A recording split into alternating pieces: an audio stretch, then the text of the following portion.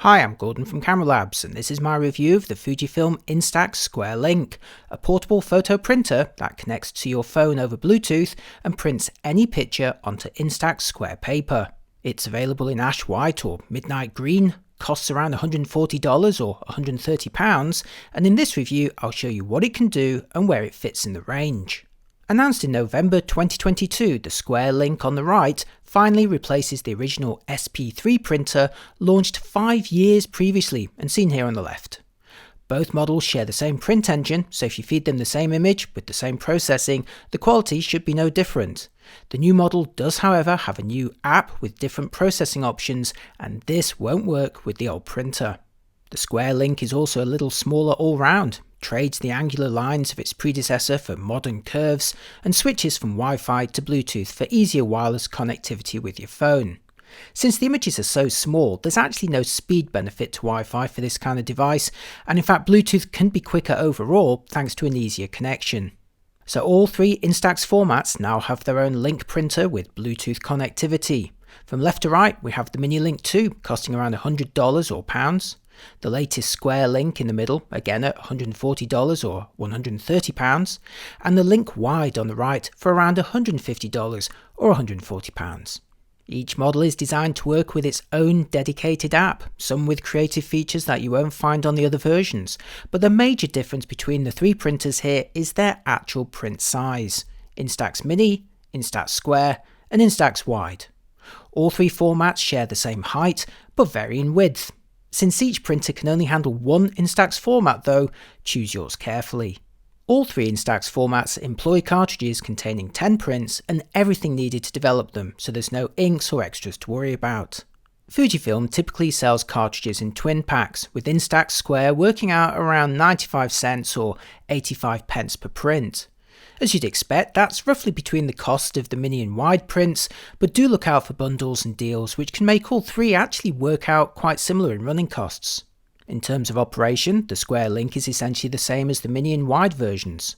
Round the back are levers to open them up to load film cartridges, but there's no physical window or shot counter to indicate that anything's inside, so be sure to check the app if you're unsure.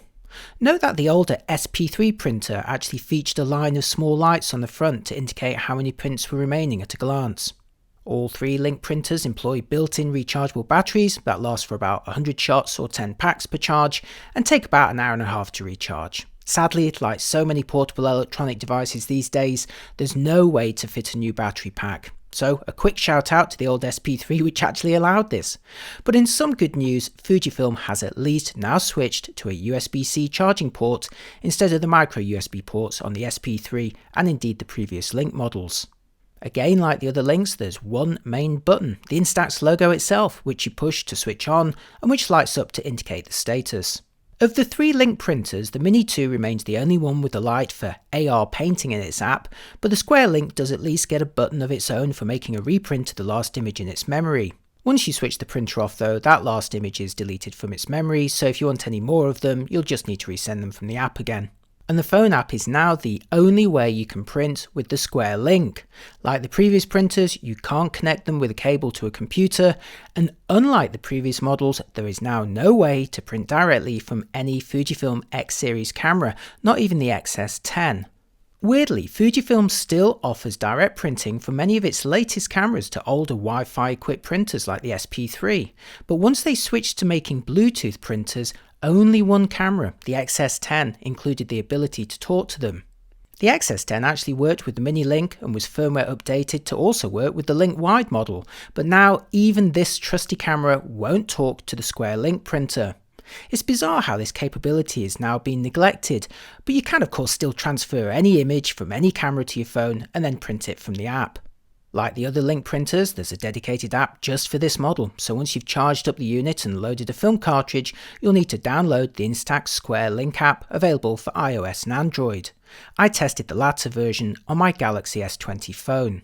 The first step is pairing your phone with the printer, a quick process, although if anyone else wants to use your printer, you'll first need to unpair your phone before then pairing theirs. Once paired, you can check the number of prints remaining in the cartridge along with the printer's battery charge. Before exploring the app though, a quick note on the print mode. Like the other Link printers, the Square model now supports the Instax Rich mode, which typically delivers more saturated colours and graduated tones. This was not available on the original SP3, and it's now the default setting here, although you can opt for the natural mode if you prefer the more stylised, dare I say starker look of classic Instax. To see how they compare, here's a photo that I took of Brighton Pier on the left. This is the original image, and to its right are two prints that I've made using the new Square Link printer. The print on the left is using the natural mode, while the one on the right is using the rich mode. Since I prefer the rich mode, and again it's the default setting, I'm going to use it for the rest of the prints that I show you in this review. Okay, the first thing to show you is the simple print option, which lets you make a print of any image stored on your phone. I think this is pretty much how most of these printers use most of the time. For these demos, I'm going to reuse a collection of images that I've printed on previous reviews for easy comparison, starting with Brighton Pier. The app lets you resize, rotate and reposition the image within the printing frame using gesture controls or simple sliders, as well as overlaying stickers or text, applying various filter effects, adjusting the brightness, contrast and saturation, or simply choosing an auto correction mode. Once you're ready, tap print or swipe up and the image is sent to the printer over Bluetooth. Roughly 20 seconds later, the print fully emerges from the machine and gradually fades into view. It's fully saturated after around 2 minutes, but during this time you can pop the print in a pocket or a bag without any worry. The printer also works at any angle or even handheld, making it perfect for events. For the quickest workflow, the Instax camera mode lets you take shots with your phone's cameras within the printing app itself, again with the option to overlay various graphics or effects. As you begin to print more, you'll notice the app showing the most recent images for reprinting if desired. So far though, so similar to any existing Instax printer. What makes the Square Link special are two new options exclusive to this model. Let's start with AR Print, which lets you add augmented reality graphics to a print when it's held in front of a phone camera. I'll demo this by adding a special effect to a couple of prints. First choose the image. I'll start with one of me, and you can then see the app previewing the kind of special effect that will track the photo later. There's a bunch of options available, from cute graphics to animated text messages, but I rather like this anime style burst effect the best, so after selecting it, the app will create a special QR code which you can then reposition on the photo before printing it out. Later, when you show the print to a standard phone camera, it'll scan the QR code, launch the app, which of course you'll need to install first if you haven't already, and overlay the selected graphics as augmented reality. You can then record or screen grab this for sharing if you like. Here's another example, this time a wedding style photo with a virtual congratulations message and confetti.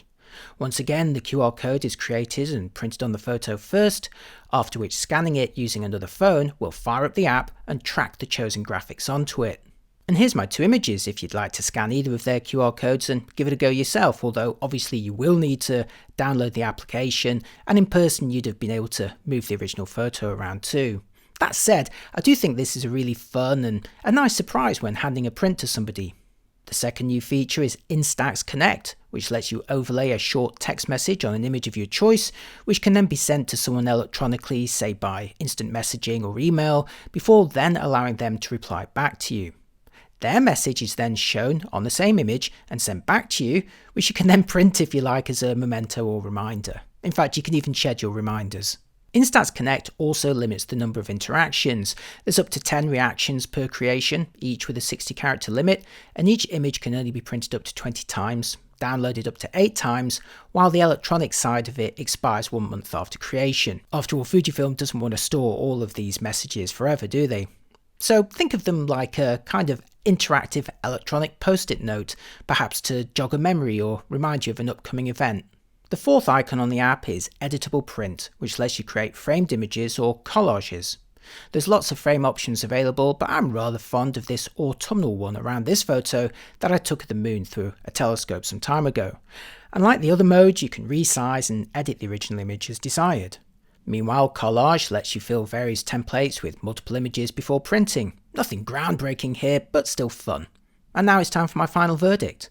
The Instax Square Link finally completes the Link series of Bluetooth instant printers. There's now one for each of Fujifilm's 3 Instax formats, and while there are differences in each of their dedicated apps, I'd say the choice between them mostly boils down to whether you want to make mini, square, or wide prints.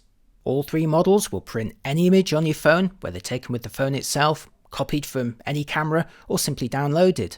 If you've only used instant cameras before, it's a delight to print images from higher-end models with a variety of lenses and effects that are impossible with a phone or an instant camera.